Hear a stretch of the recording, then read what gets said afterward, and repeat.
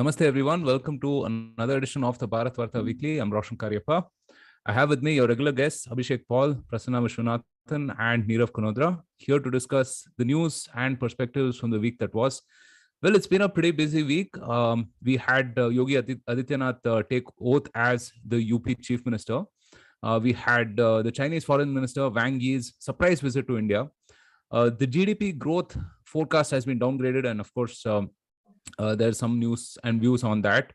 In neighboring countries, there is the no confidence vote that Imran Khan, who's the Prime Minister of Pakistan, is facing.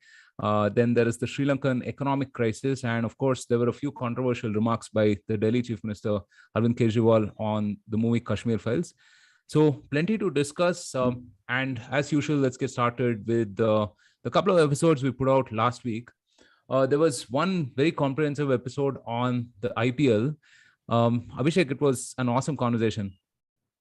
Yeah, it was good to discuss the IPL, especially with two new teams this year, and also most teams having gone significant changes with the auction and all. So for once, for example, Mumbai and Chennai are not, totally superior to the others. So it's going to be an interesting season, and we could see a lot of surprises as well. As an RCB fan, I still haven't recovered, so I'm just going to hold out for a bit longer, right? I mean, even though I think Kohli not being the captain is possibly like a positive sign, right? It's a good Kohli omen, fans, possibly. Yeah, exactly. Yeah, I hope I don't get hate from Kohli fans, but I think even they will agree at this point. So anyway, we also had this episode with Ross Kennedy. This is part of our Velina's Talk series where we talk about geopolitics and so on. Pretty interesting episode. I'm yet to catch it myself. The discussion was on disruption of global supply chains, and there was plenty of engagement on this episode. So I'm really looking forward to listening to it today. And moving on to the first piece of news for the week. On Friday, Yogi Adityanath took oath as the Chief Minister of Uttar Pradesh for the second consecutive term. He has become the first Chief Minister of UP to return to power after completing a full tenure of 5 years. Prime Minister Modi also attended the event. Union Home Minister Amit Shah, Defense Minister Rajnath Singh, BJP National President JP Nadda, and several union ministers were present at the grand ceremony in Lucknow. This comes after the BJP won a decisive mandate in the recently concluded UP Assembly election, winning 255 seats. The BJP went well beyond the required mark of 202 to win the lead in the 403-seat assembly. Prasanna, this is a historic moment, right? Yeah, I think I just had a cursory glance at the cabinet also. So, I mean, almost looks like the representation is, given based on the kind of social groups that propelled BJP to its second term. And interestingly, a couple of new inclusions in the current Yogi cabinet. I think like almost half of the cabinet seems like new faces actually. But I wouldn't say that maybe Yogi got a complete free hand to form the kind of cabinet he has. Like we saw the induction of a former PMO official, A.K. Sharma, who's I think very closely associated with Prime Minister Modi since the Gujarat days. And I think during the second wave of pandemic, I think he kind of took an early retirement and went to UP. And especially, I think he played a very pivotal role in the pandemic management in Varanasi and Purvanchal and all. There were some talks that he could be included in the Yogi cabinet even earlier, but now that BJP's got a renewed mandate, he's also in, I think he's possibly a Umar from the eastern side of UP. Then there is one police cop, Asim Arun, who's also made the cut. And interesting is the elevation of Brajesh Pathak, who won a very tough seat in the Lucknow region. So he's seen as a man with his own mind. And of course, I think the previous deputy CM in Yogi's cabinet, one of the deputy CMs, Dinesh Sharma, I think largely listless and low profile terms, so probably BJP thought that they would put somebody more energetic and dynamic there. And little surprised about the inclusion of Keshav Prasad Maurya as the deputy CM, despite his defeat in his traditional assembly segment. But I mean, of course, BJP might have invested significantly in him as the, as a kind of the OBC face of the party. So he too has been included actually. UP interestingly poised. I'm sure Yogi has to build on a lot of things that he kind of initiated in his term one. One, obviously, the physical infrastructure. At least 3 expressways under construction. Then you have the Jawar Airport, and then seven cities. UP might become the first state in the country which might have 7 functional metro systems, and Varanasi transformation, Ayodhya temple opening, airports, the entire urban renewal around the Ram temple in Ayodhya. So a lot of things lined up for this term. So hopefully, Yogi also has kind of grown in his job in the last 5 years. I actually, in Swarajya, we ran an interview with a very interesting handle called UP Index. Okay. So this is like one, he chooses to be anonymous because he's in some corporate job. But for the last 1.5 years, he's been tracking all the significant infrastructure projects that the UP government is undertaking. It's quite amazing that, he's just a volunteer who kind of, really believes that the mainstream media doesn't sufficiently cover the transformation underway in UP. And he actually says that the Hindi media and several amateur YouTubers, right, which I think I made this point in this podcast well, that today, if you really want to know, like since we at Swarajya also cover infrastructure very extensively, the best source of any update on any projects is the live videos of YouTubers actually. So, he kind of works with all these groups and publishes it. He made a very interesting claim that, of course, all those glittering expressways and airports that they are planning to construct, and the metros and all is just one part of the story. He also says that Yogi's return, re-election, was also to a large extent a function. And he kind of argues something that I really don't believe, that good economics is good politics. So he does say that even in social infrastructure, right, like in terms of building hospitals and also some renewal of schools in the rural areas and all, has actually happened. And obviously, I was very surprised to find that Yogi was probably the only CM who's actually visited all the 75 districts of UP during his tenure. And his contention is that, generally such a large, unmanageable state renders the CM very unpopular at the end of the 5 years. But in Yogi's case, part of it is he's seen as that Hindutva, a sannyas which obviously does it. And I think there's a fair degree of, consensus in UP that at least at the CMO or personally, is someone beyond someone with unimpeachable personal integrity. So all those factors work, but also his contention is that the CM kind of, made the effort to visit all districts of the state, and also, started looking at the social infrastructure aspect of it all. But we might have to watch out how this plays out, because this is a legacy lag, right, for UP. It's not that you could overnight.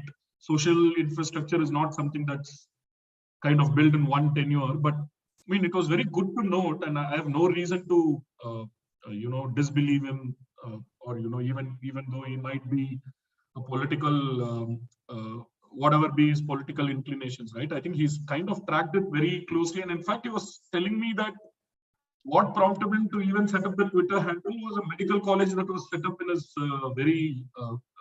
his district, right, which kind of languishes in a very backward region of UP. And he said that, that's such a significant thing. See, for us and probably Karnataka or Tamil Nadu, district hospital coming up is like, probably a par for the course, let me say it that way. But there, especially in a very thing. And so he says that several medical colleges have been built, and of course it will be the only state with 3 aims also actually. So he's quite optimistic that the social infrastructure focus is also there. And interestingly, I mean, whether they achieve it or not, this kind of ambition was something that I found it personally very exciting, that they have actually commissioned a study by, in fact, they've called for a, one of these management consulting firms to come and help them, devise a roadmap for propelling UP into a 1 trillion economy. So I think these kind of aspirational goals are always good, right? Because ultimately, it kind of channelizes all the efforts and initiatives to one particular goal, right? And see, and UP is like quite interesting in the sense that if you really look at Western UP, right, with the kind of physical infrastructure, social infrastructure, and lot of agrarian prosperity, if you look at the per capita level of Western UP, might be like say 5x of say a Bundelkhand or a say the Purvanchal, right? Actually, so there is this spatial, huge spatial variations. In fact, I think I was quite impressed about the Western district GSDP of UP. Okay, so I think maybe the spatial distribution of development is something that they might focus on, which in fact is something that this government has done, because the earlier governments were accused of a certain bias towards a particular, not only community but also certain geographic regions actually,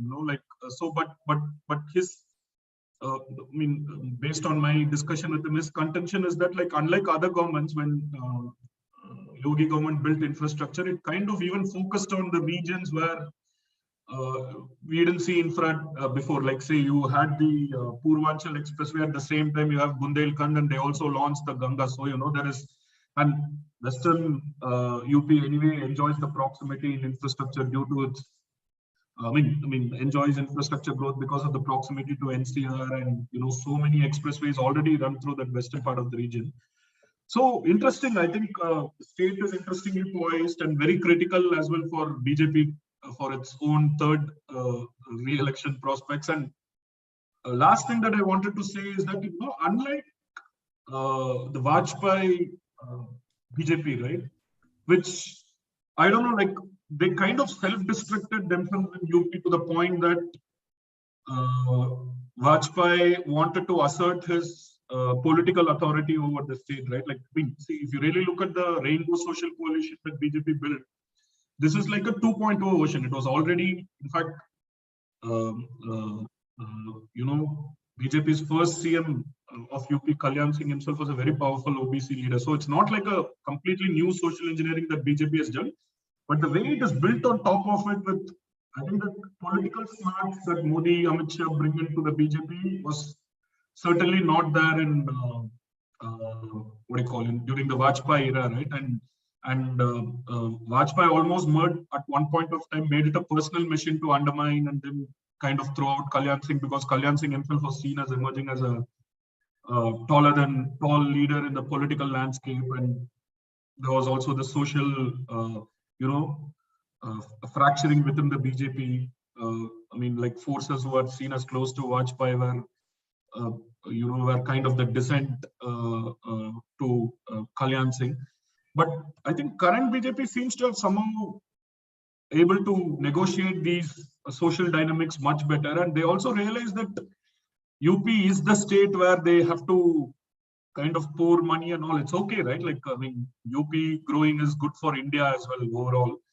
So it should be very good. But Akhilesh has tried to kind of, be the leader of opposition and do that. So let's see how it pans out. There have been some cracks in the social coalition for BJP in this election, but we kind of,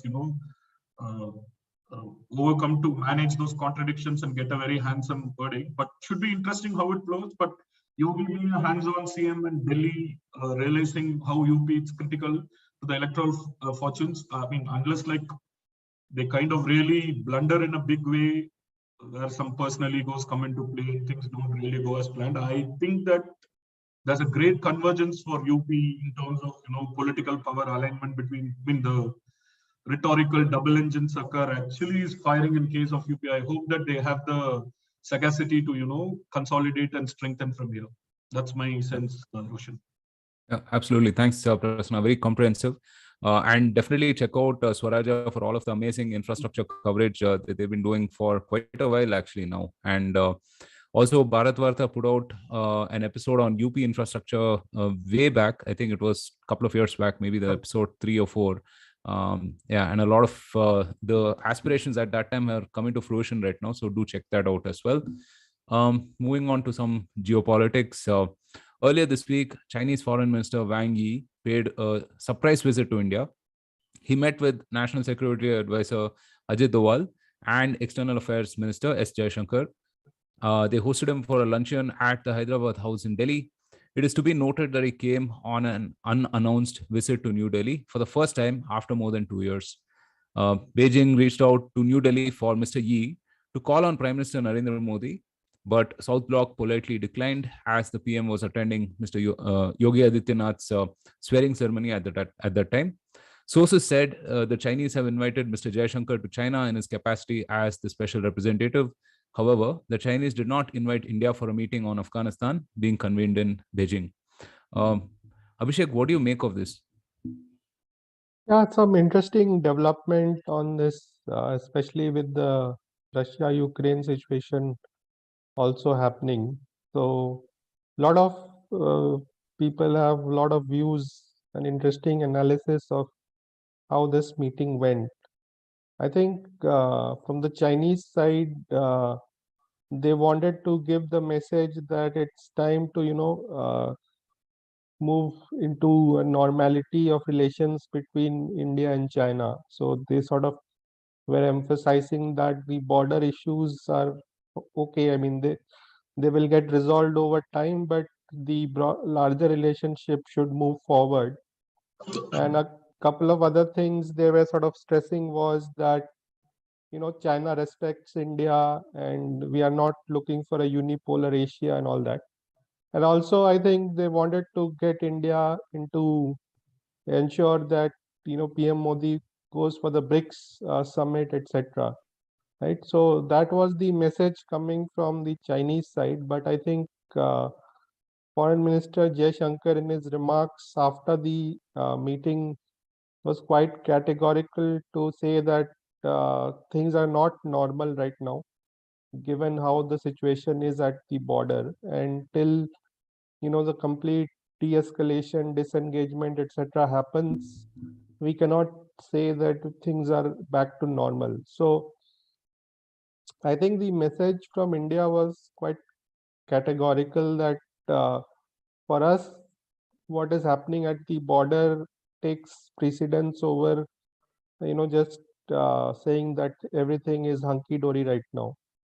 I think some other interesting things were happening on social media and in the background, right? So it seems like there is an effort by both Russia and China to sort of paint India as part of a bloc with them, right? That Russia, China, India are all aligned in terms of the situation vis-a-vis Ukraine.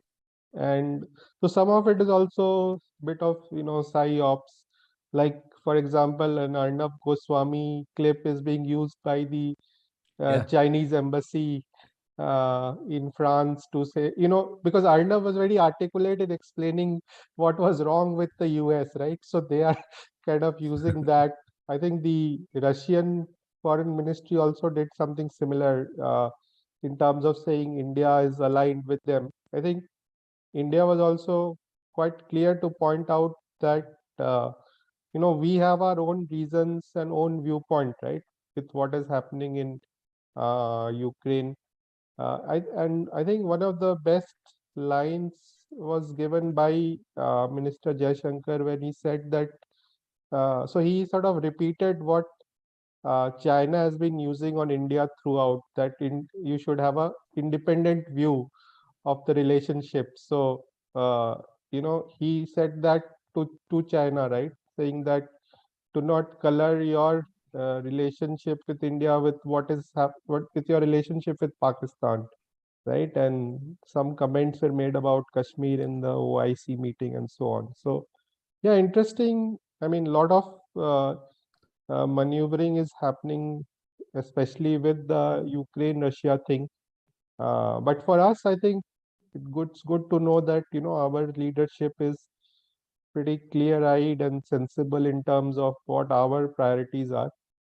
But ultimately, it all boils down to how quickly, how soon we are able to become more self-reliant and self-sufficient, especially in the defense space, because a lot of the leverage that the other countries have right now is on that front, right, where they're trying to sort of arm twist India and so on. So and I feel like, for example, while it's probably true that or culturally or societally we are closer to the West now, it would also not be a great idea to become fully reliant on the US, right, or UK for your defense, arms and armaments, right? What is stopping?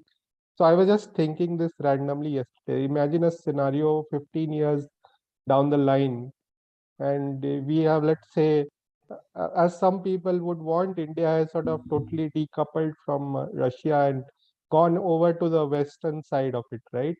Now, what is stopping them from saying, we are blocking arms exports to India till India takes XYZ position as we ask on these ABC cultural issues, right? Or whatever, like they could say you are not democratic enough anymore, right? You have become an authoritarian. So I think those kind of things will eventually happen. May not happen with India, but with many other countries, right? West will use that as a lever. So I think we have to be very careful and strategic in how we balance and importantly, become sort of self-reliant as early as possible. Yeah, no, I couldn't agree more. I think, especially with these kind of relations, it's better to deal with someone who is transparent in their self-interest rather than making these sort of large universal kind of moves, right, on whether their perspective on democracy or on authoritarianism or whatever it is, like the West often does through obfuscation. So, all right, on the economic front, India's projected economic growth for 2022 has been downgraded to 4.6% by the United Nations. This represents a drop of more than 2% from India's previous forecasted rating of 6.7%. In a report, the UN also downgraded its global economic growth projection for 2022 to 2.6% from 3.6% due to shocks from the Ukraine war. The report said, while Russia will experience a deep recession this year, significant slowdowns in growth are expected in parts of Western Europe and Central, South, and Southeast Asia. They predicted that India will face restraints on several fronts. Some include energy access and prices, primary commodity bottlenecks, reflexes from trade sanctions, food inflation, tightening policies, and financial instability.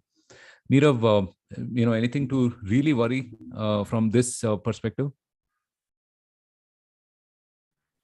So here, what I would say is, UN has downgraded global growth, right? I think what they've done is they've painted it with a broad brush. Agreed that you will see some slowdown. So obvious one is energy prices are a lot higher, right? So oil prices are a lot higher. Second thing is fertilizer prices are a lot higher because main fertilizer which Indian soil usually lacks is the nitrogen component which comes from urea. Urea is made by Haber's process from like natural gas, right? And so that is going to be a constraint.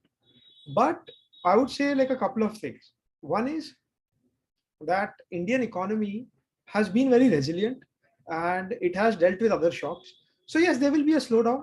I don't deny. There's also like very high inflation in the Western world, and you will see like the Federal Reserve raise rates, etc. So a lot of the hot capital flow which came in, some of it might reverse.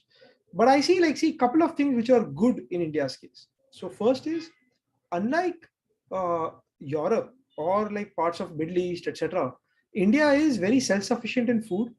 FCI has stocks for over 3 years of our consumption, and we grow more than 20% more than what we consume, especially in rice, wheat, cereals, right? Our one pain point is oil seeds. So sunflower seeds, some of sunflower oil we import from Ukraine, a lot more from Malaysia, Indonesia. Those are globally traded commodities. So probably India needs to get one part right, is our agri mix. Second thing is, if you look at Indian trade, right, it is a lot more in services and software services, which should be less affected. As far as all the India imports, a lot of issues are also due to like China still being stuck and with lockdowns, and you are not seeing global supply chains are being hurt, as was mentioned in Valina's talks as well. So I think that is also another concern for global growth. So here, India, maybe this year we see a slowdown, but I look at it as an opportunity, right? India wants to become Atmanirbhar. India has pushed in a lot of PLI incentives. So this is one very good signal to try and create parallel supply chains. Some green shoots are already there in terms of mobile phone exports. Our Bharatvaarta alum and like Indian representative for trade keeps highlighting of how, like, from a very low base, India has become like a net exporter on like mobile phones. Though a lot of those components are imported and just assembly work is being done in India, the whole semiconductor capex will pick up. So yes, I think India has also done very well. RBI had built up a lot of reserves when our imports fell. So now they have reserves to kind of maintain a stable currency. So they can like let go of some of those reserves to protect the economy. Second thing is on the oil prices. When oil prices collapsed in 2020, India did not pass them on to the consumer. They in fact raised taxes. If you are like very progressive liberal in the West, you would actually call it like a carbon tax. And now when oil prices are rising, what India is doing right now is they maintain prices flat for a while. But now every day they are increasing price by 80 to 85 paisa, depends on which city you are in. And slowly we catch up towards the global prices. So what that does is it's not a single shock one day. And apart from that, the Indian budget has been reasonably prudent. So where I see some issues, one is that fertilizer prices will go up, but probably farmers won't pay more. So that subsidy bill will go up. Because of like higher oil prices, what might happen is our consumption of oil might go down because it pinches the consumer at some level. So we might collect a little less taxes there. So yes, I see definitely there's a slowdown. There's a global slowdown. No one's immune from it. But I believe the Indian economy is very resilient, and this hopefully will be short-lived. We just see where it is. And I think two things. One is you see a lot more remote work and a lot more services exports should pick up. Two is some of the PLI schemes will pick up, and these will be positive surprises. And lastly, maybe this is an opportunity for Indian FCI to export food grains and kind of build allies in the world.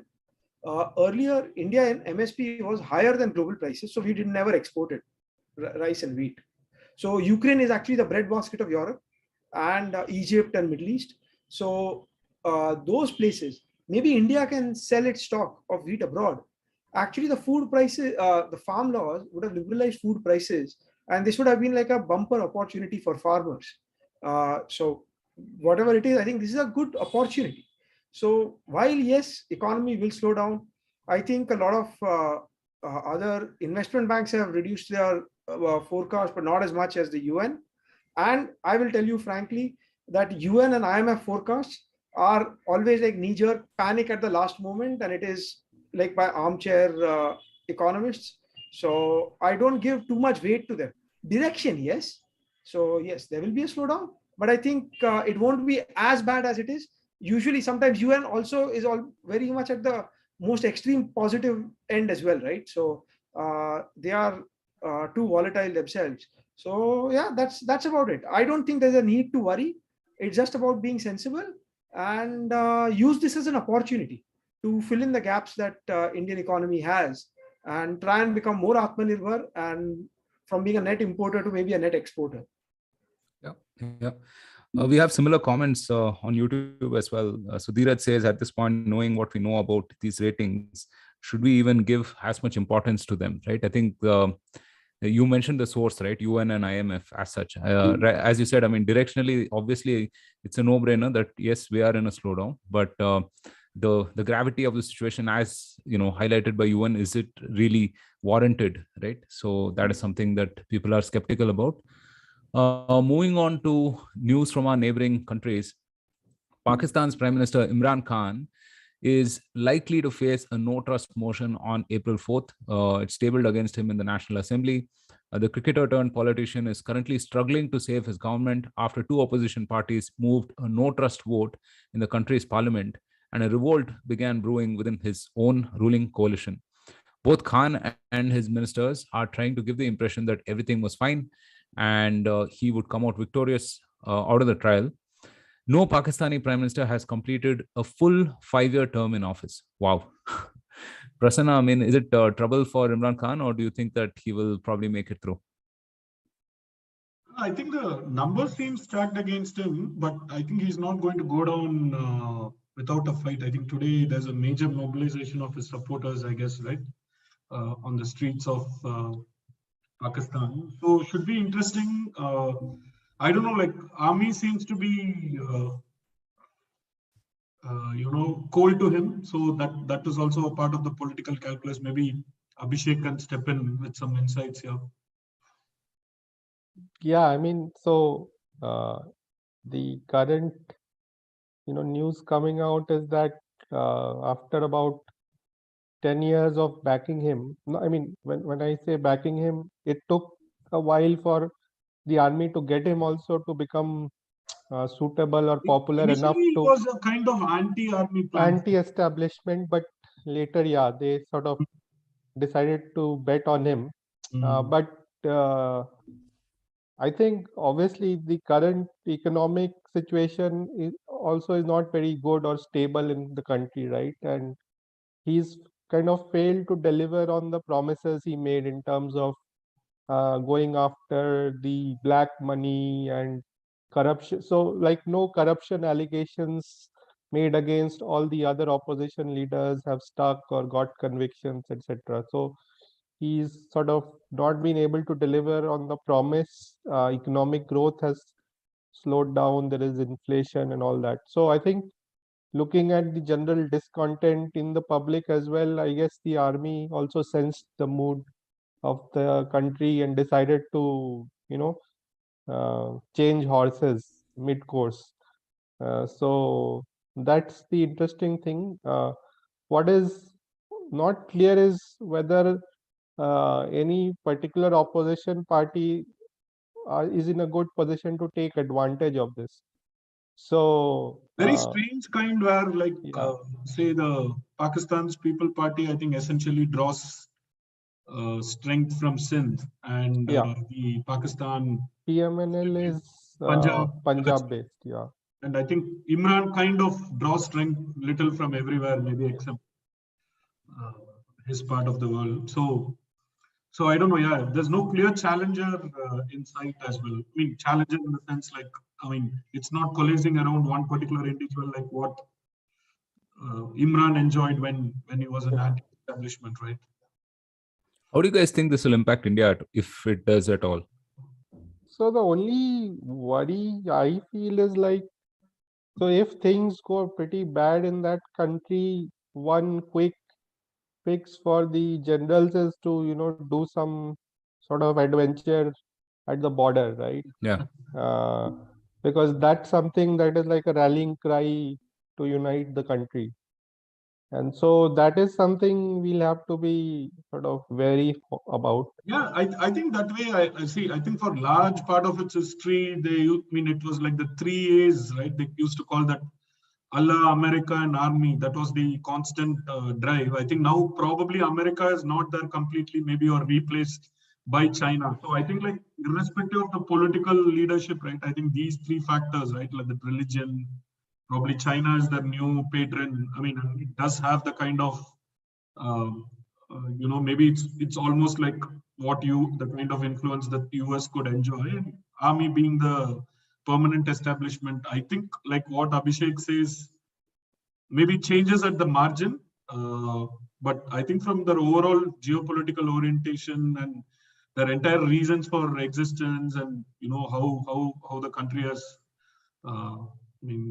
survived and not flourished exactly, but certainly survived and caused trouble in the larger neighborhood. I think that I think you have to give them credit for a relentless pursuit of that grand strategy, right? Actually, which is like basically serving as a client state, and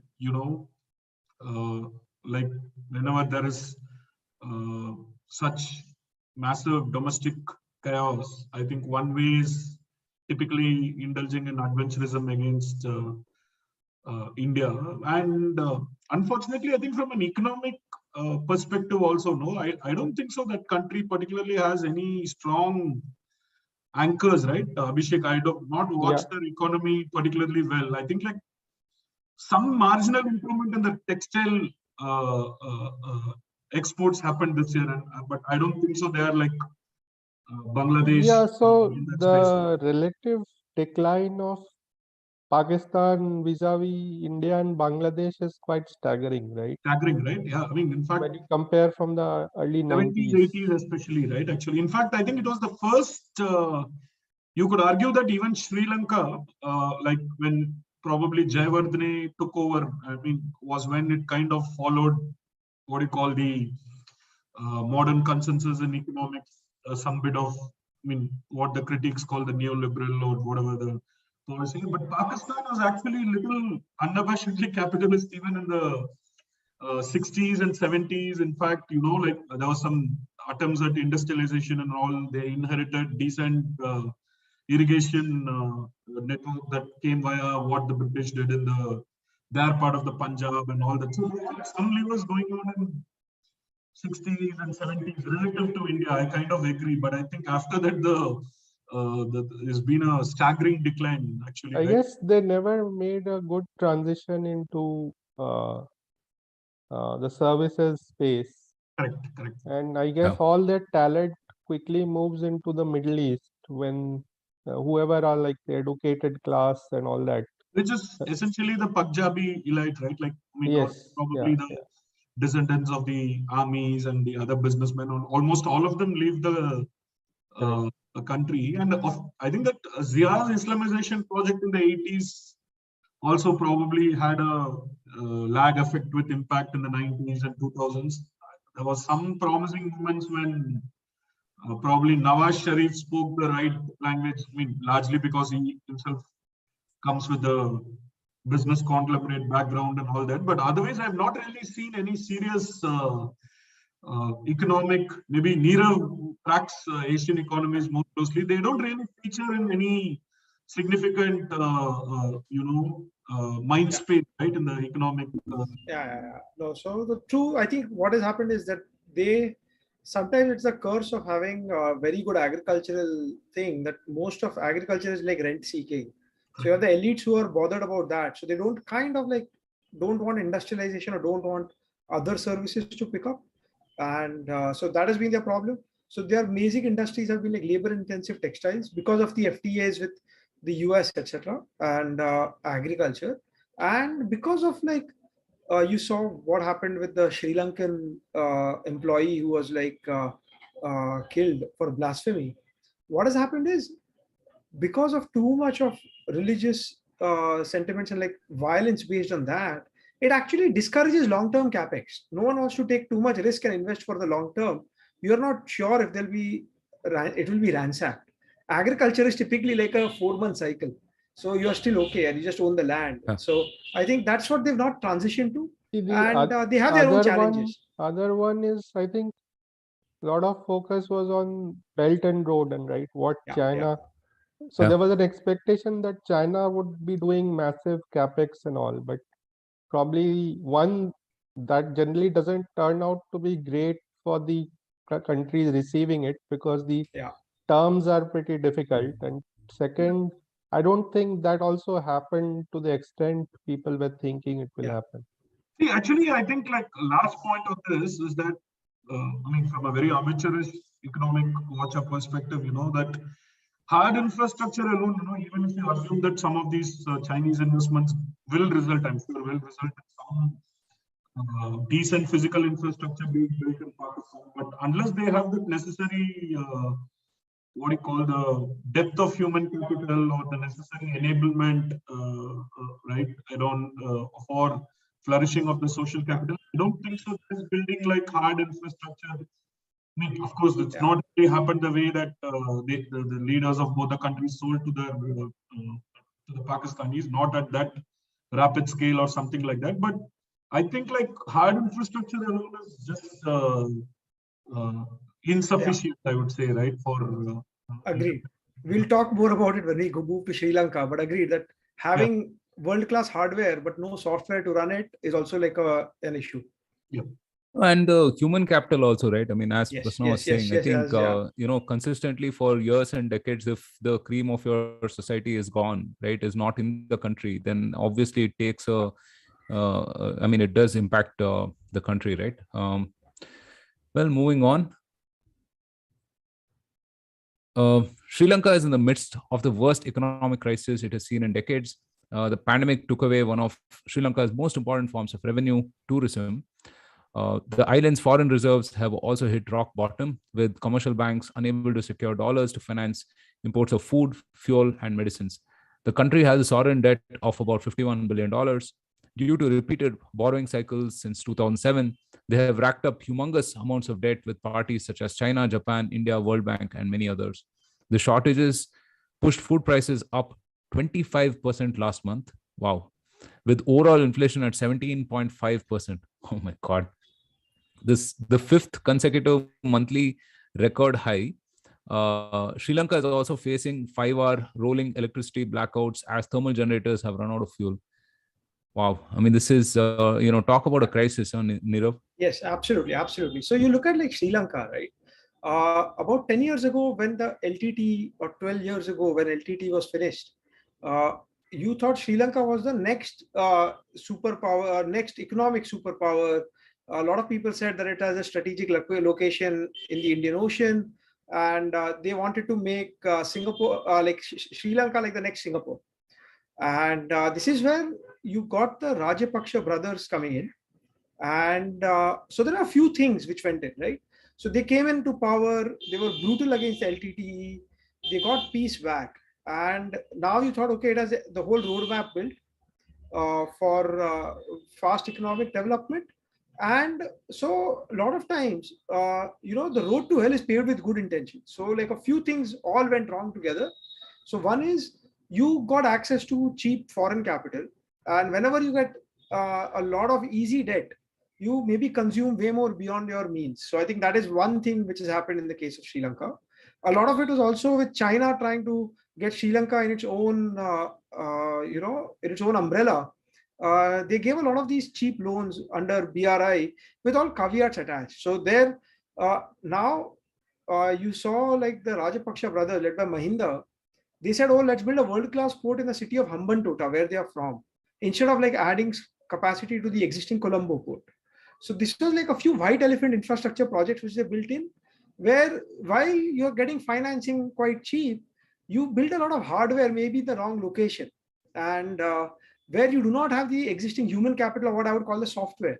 So that is like a little bit incompatible. So that is, then it doesn't pay for itself. See, you cannot drive a F1 car on roads of Mumbai, right? So, and then you have to pay up for it. So that is what has happened. Then the third one is led by a lot of these NGOs and whatnot. They went on a drive to make all farming organic. So while organic farming is good, it's all like a crop yields fall in half. So this is also, you have the right intentions in mind, but sometimes your execution is like faulty. Maybe they could have done it as an experiment in some places and then rolled it out widely. So that was bad. And then finally, you had a lot of tourists coming into Sri Lanka. It's a very lovely place. I visited it, and it is, but like due to COVID, when the tourism collapsed, that was like the straw which broke the camel's back. So Sri Lanka already was fragile for a lot of reasons, right? And sometimes what happens is, it is when the last straw which adds and then breaks the camel's back. This is what has happened. And also we need to realize India needs to learn a bit from this, right? So one is, yes, you need a lot more infrastructure, definitely, but can we finance it domestically? Two is, can we be a little more sensible about where the infrastructure is being built? So for example, like the whole Hambantota port probably was a white elephant. India should focus on connecting its bigger cities, maybe focus on urban infrastructure earlier, which kind of increases tax collections and like pays for further social welfare in the rural part, probably.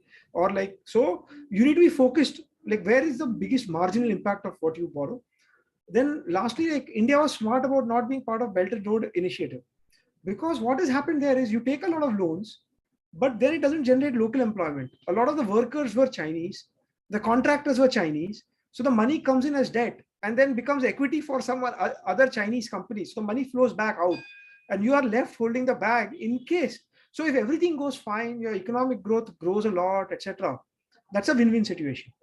But a lot of times, as we know in life, like a speed bump comes and it gives you a shock. But is this shock enough to derail you, right? So you need to be resilient, and so not be dependent on only one source of revenue. For like Sri Lanka, it was tourism. And so a lot of these things have come into play, and hopefully I think India should help out its neighbor. India has done some of those loans. They've given some credit lines to Sri Lanka.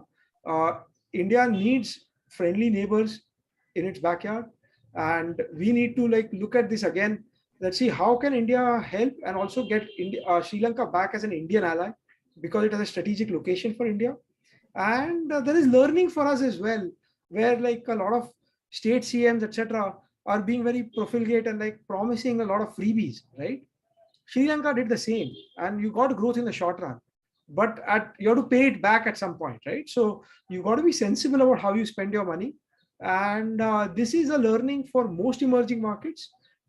India has been like a little more resilient. India has a large country, B, like a diversified economy. So from like software exports, manufacturing, etc. Maybe India does very badly on tourism. So India needs to see, oh, how can we learn and like improve tourism, right? So all those kind of things. So yes, a few things for India to learn.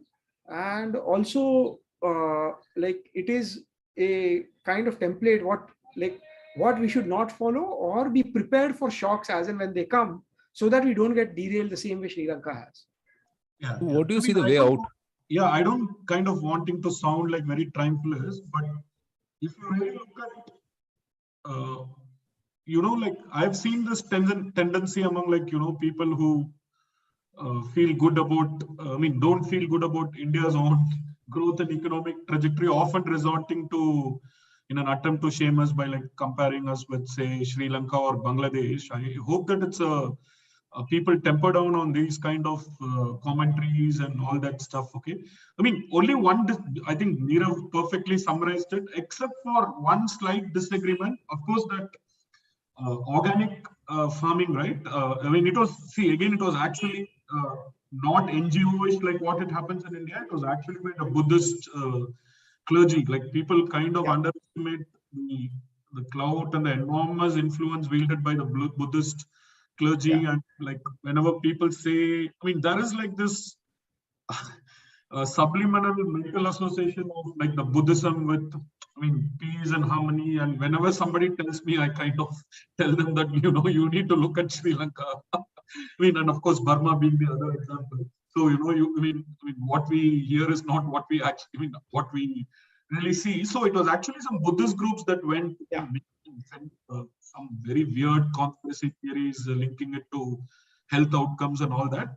Of course, I think like it did affect the availability of fertilizer and consequently some drop in the food production of their staple food, which is rice. Okay, but I think more than that, I think the fundamental trigger, according to me, tourism. I think the extreme dependence on tourism, plus just before the pandemic, they went on a massive tax cuts. I think a lot of people wouldn't like making this point, and it doesn't really come out because it doesn't fit into the narrative. But I think they just cut their corporate tax.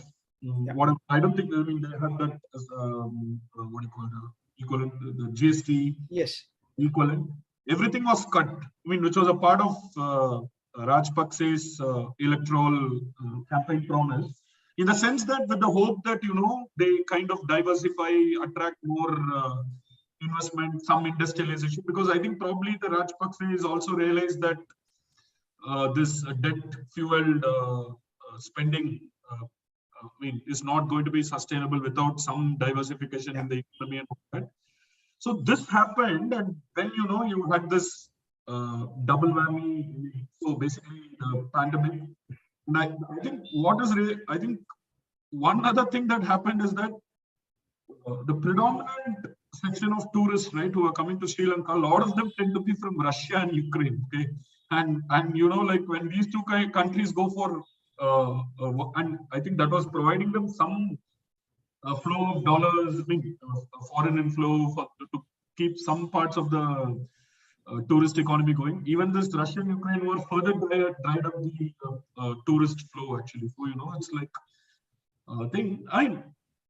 Certainly they are authoritarian, but I think they enjoy popular support there because they're seen as the people who decisively ended. And in fact, Minda was voted out. So it's not like there is no democracy or something like that. But I think the real thing that it's not the authoritarianism, which according to me is the issue here. It's just that complete sway of the family on all arms of the governance, right? Like some 5 siblings virtually control it. In a sense, like a bit like some states in India.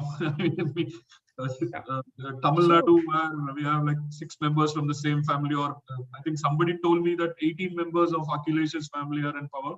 Of course, that would be a very extreme comparison, but I'm just saying that when one family has that level of political hold, I think obviously sometimes I think they get blinded. They don't get proper feedback, all that stuff. So I think like bad luck, one level certainly played a role. Very ill-timed tax cut and all these kind of moves. Yeah. So exactly. See, what they thought was they put the chicken and egg wrong. Like they said that if we cut taxes to the level, say, of like a finance hub like Singapore, we will get all the investment that Singapore has, right? Or Dubai. So they want to be something like a Singapore or a Dubai, or that's what Rajapaksa's thing was. But without having the necessary attracting all the human capital that these cities attract, right? So I think that was also, as I said, the road to hell is paved with good intentions. Probably the intentions are all good.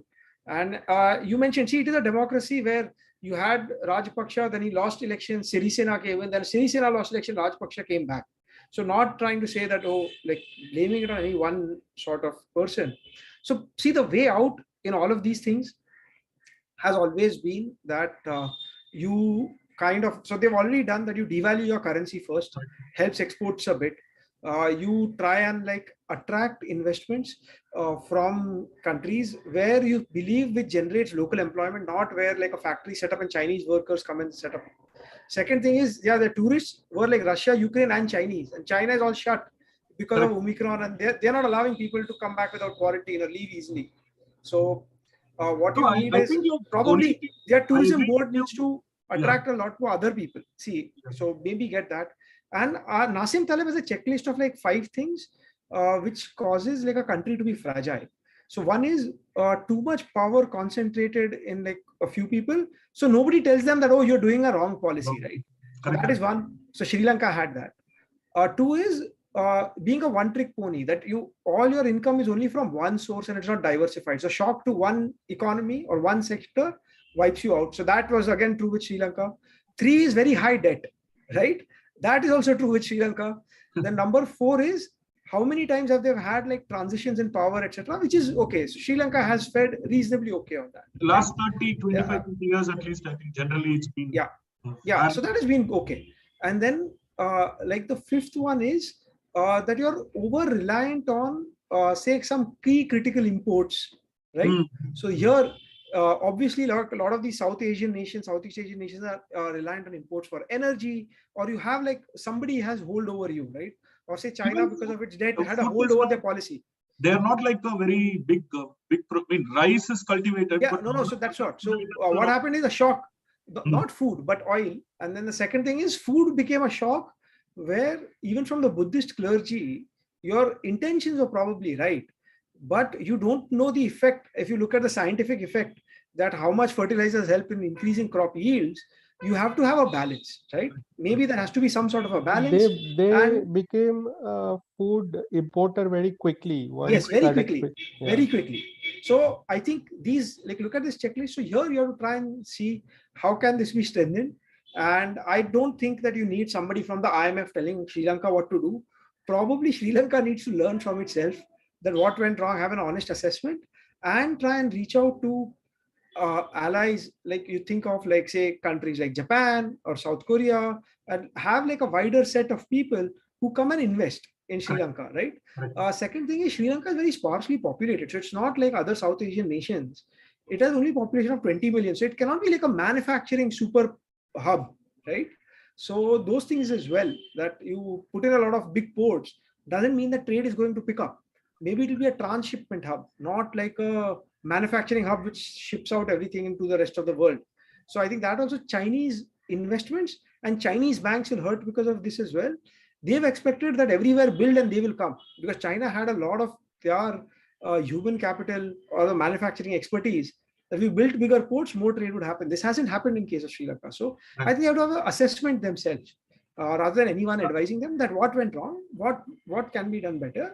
I think that's where a strongman kind of comes as a bit of a damp, yes, right? because they've seen us, they don't want to signal their weakness by kind of signing up to IMF or something. You know? Exactly. So here the problem for a strongman leader or a single point which has too much power is who will tell the emperor that you are not wearing any clothes, right? Yeah. That is sometimes it's an issue. Something right? Like that happened in Turkey also, right? Exactly. With their inflation, you can see that. Yes. So I think this is a problem, and sometimes the solutions have to come domestically. So we can just like think from up in the air, but probably the people there are enough smart people, and they will figure out something. Usually, a lot of times after such kind of a catastrophe, I'm not saying there should be like a regime change, but usually the incumbent party loses election, somebody else comes in with fresh set of ideas, is usually a positive.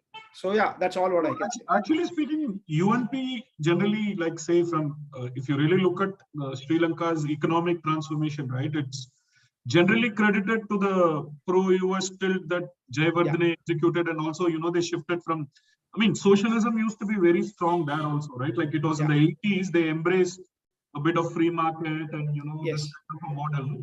So actually the opposition party's economic philosophy is much closer to what we have in BJP in India to some extent, actually the UNP, but I think like they're not anywhere close to mounting a kind of challenge.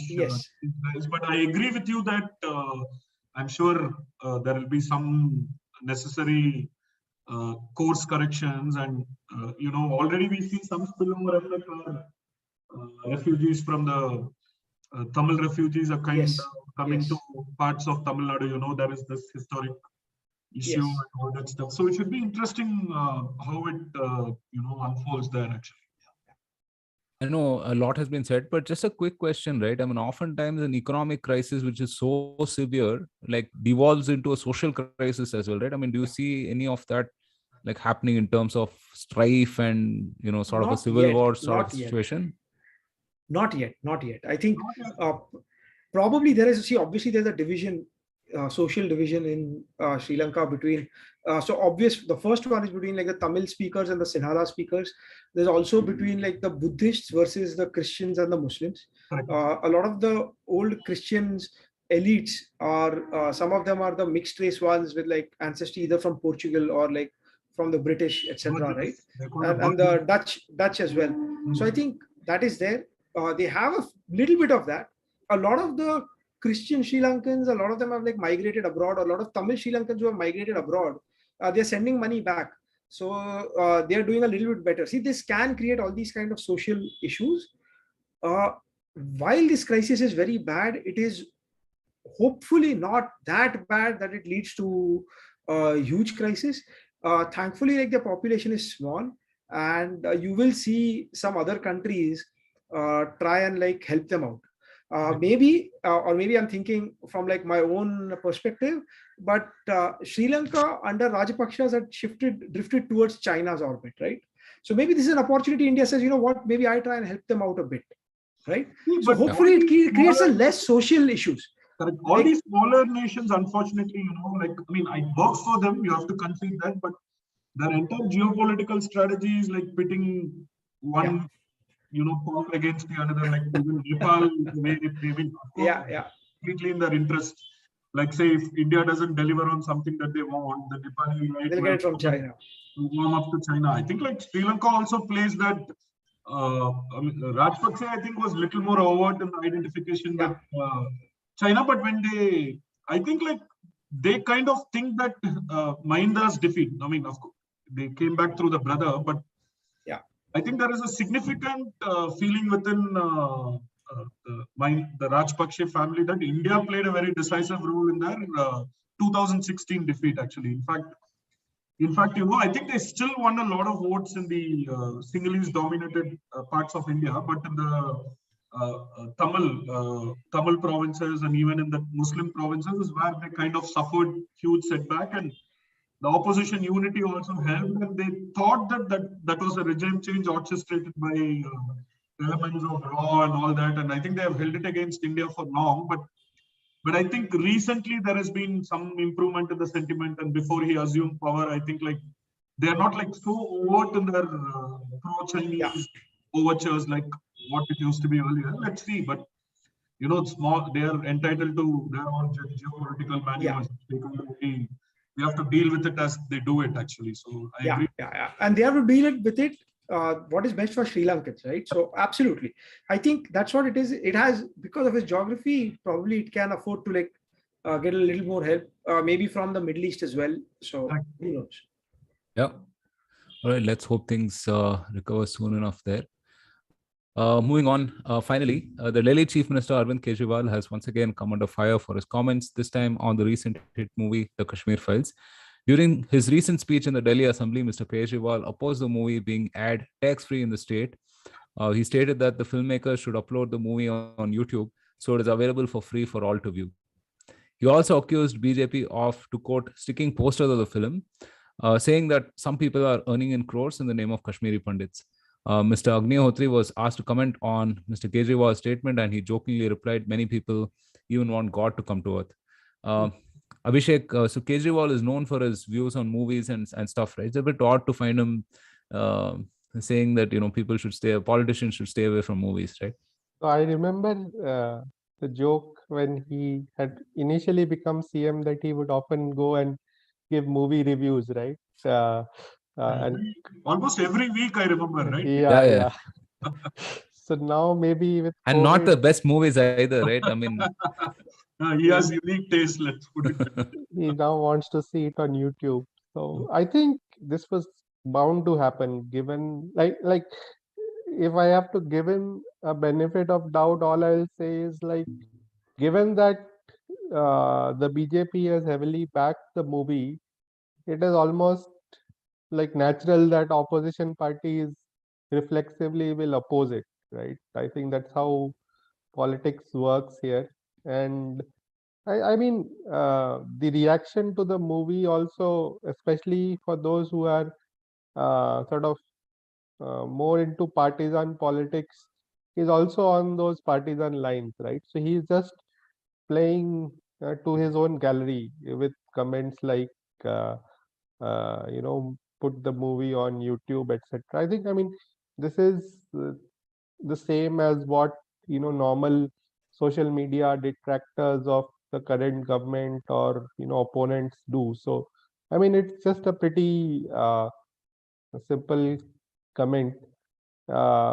Only concern, Abhishek, is that, actually, I just initially thought maybe he says that, see, one, of course, the hypocrisy of giving so many tax-free status for so many other movies, which he does it with such regularity. And hypocrisy is not really an accusation that you can not make against other politicians also. So hypocrisy is par for the course in politics. It's a feature, not a bug. No, it's a feature, not a bug. But he did describe the movie as a lies, right? That's where the trouble. Yeah, but I'm Yeah. saying all those comments are exactly what the normal opponents of both the government and by default the movie are also making.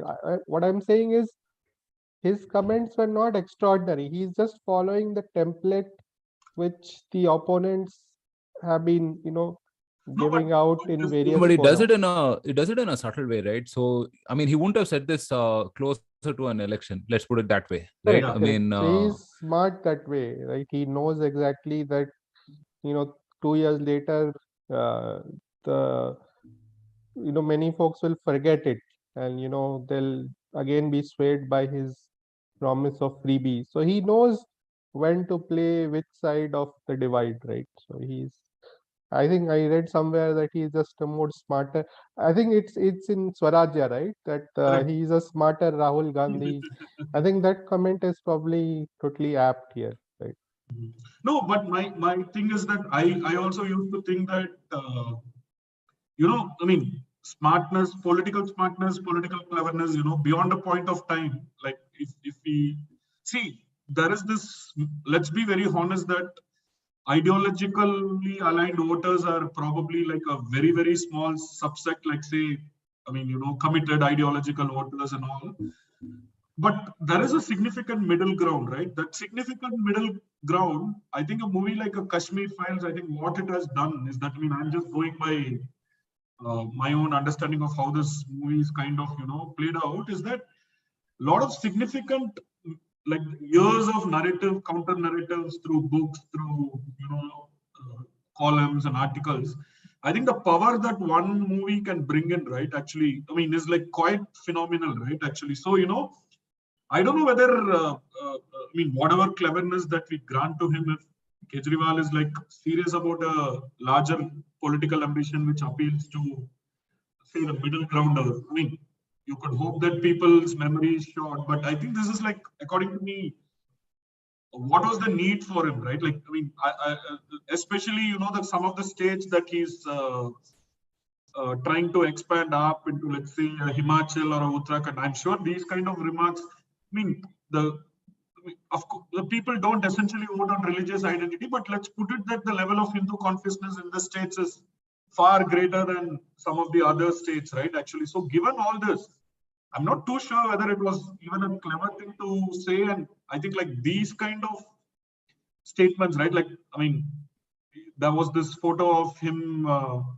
using that broomstick to attack that dharmic symbol, right? That was often played up, but people seem to have forgotten that. But I think this kind of popular culture related remarks, I don't know whether it's smart, but you never know. You know, I mean, So I think it's like he went for the cheap clap from his partisan base. That's That's all. what. So he That's was what. not thinking deeply, He was probably. not thinking. And I think Yeah. we should also not like probably overanalyze whether he's Yeah. politically smart and all. I think he was playing to the galleries. And Yeah. like you yeah, say, I pretty think much. he has the ability to see, let's say that like AAP folks themselves are, some of the AAP folks are involved in engineering the Delhi riots as well. It's not that like it's a kind of a soft Hindutva as like our his own opponents would like to caricature him and all that actually. So, he's a I mean, he's like de-ideologized politician in a way, right? So which kind of makes him very dangerous and sinister.